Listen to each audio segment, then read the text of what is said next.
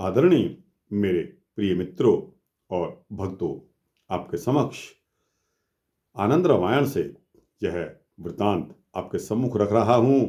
और इसमें प्रश्न यह है कि श्री राम और परशुराम में क्या अंतर है। दोस्तों, यह एक सूक्ष्म वृतांत है, अतः 2-3-4 मिनट का होने वाला है। आपसे विनती है कि बने रहिए इस वृतांत में मेरे साथ अंत तक। तो दोस्तों, इस वृतांत को शुरू करते हैं। दोस्तों, जब प्रभु राम ने धनुष की प्रत्यंचा चढ़ा दी, परशुराम को श्री राम के बारे में पता चल गया कि रामावतार हो चुका है, यानी कि भगवान विष्णु स्वयं साक्षात पृथ्वी पर आ गए हैं। तब भार्गव परशुराम महेंद्र पर्वत की ओर चले गए। तब राजा दशरथ मृतक होकर पुनः जीवित हुए कि न्यायी राम को पाकर उन्हें आलिंगन करके हर्ष से आंसू बहाने लगे। क्योंकि परशुराम के डर से राजा दशरथ उस समय बहुत चिंतित हो गए थे। फिर प्रसन्न एवं स्वस्थ चित्त राजा दशरथ अयोध्यापुरी को लौट आए।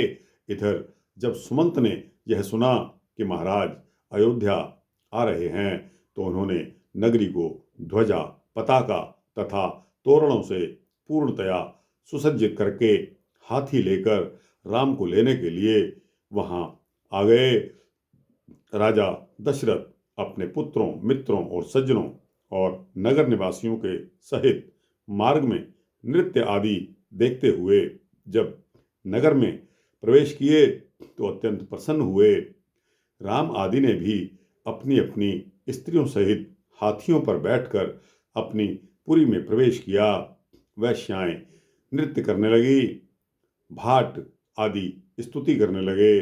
अंतःपुर में पहुंचकर राजा ने पुत्रों से रमा अर्थात लक्ष्मी का पूजन करवाया और विविध प्रकार के दान वितरित किए। राजा के सुहृदों ने राम आदि बालकों तथा स्वयं राजा दशरथ की पूजा की। उत्तर में दशरथ ने भी उन सभी का अनेक विभवों से स्वागत सत्कार किया। पुनः वे सब सुहृदयगण अपने अपने स्थान को चले गए। तब राजा दशरथ ने युधाजीत को सप्रेम अपने पास बैठाया और सपत्नीक पुत्रों को उनके महल में भेज दिया। पार्वती बोली कि हे शिव जी, यह तो श्री विष्णु जी के चिदंश श्री परशुराम का अवतार आपने बतलाया और उन्हीं विष्णु से रघुपति रामचंद्र जी का अवतार भी आपने बताया। तब इन दोनों में क्या अंतर है। दोस्तों, यहाँ पार्वती शिव जी से पूछ रही हैं कि आपने पहले कहा कि परशुराम जी विष्णु जी का अवतार हैं और अब आप कह रहे हो कि रघुपति रामचंद्र का भी अवतार श्री विष्णु का ही अवतार है। तब इन दोनों में अंतर क्या है, यह बतलाकर आप मुझे शंका निवृत्त कीजिए। तब शिव जी बोले कि हे पार्वती, भगवान विष्णु ने 28 अवतार धारण किए हैं। इनमें से राम तथा कृष्ण का पूर्ण अवतार था, जिससे उनके सभी अवतारों में ये दोनों अवतार सर्वश्रेष्ठ हैं। और इन दोनों में रामावतार प्रथम सत्यवादी और सर्वोत्तम था। उनके समान और कोई नहीं था।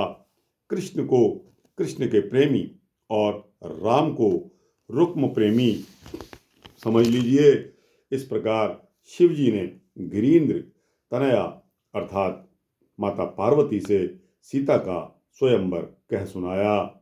इस अध्याय को सीता को स्वयंवर को सुनने के पश्चात माता पार्वती समझ गई कि श्री राम ने वह अजगव धनुष जो शिव जी का ही था, उसको किस प्रकार प्रत्यंचा चढ़ाते समय उसके 3 टुकड़े कर दिए। दोस्तों, इस अध्याय को सुनने से मनुष्य सभी मंगलों का भागी हो जाता है। दोस्तों, यह आनंद रामायण का यह सूक्ष्म वृत्तांत यहाँ समाप्त होता है।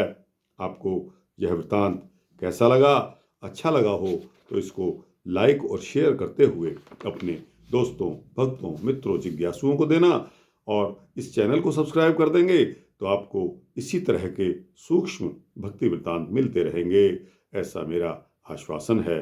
जय श्री राम, जय श्री सीता रामचंद्र भगवान की जय।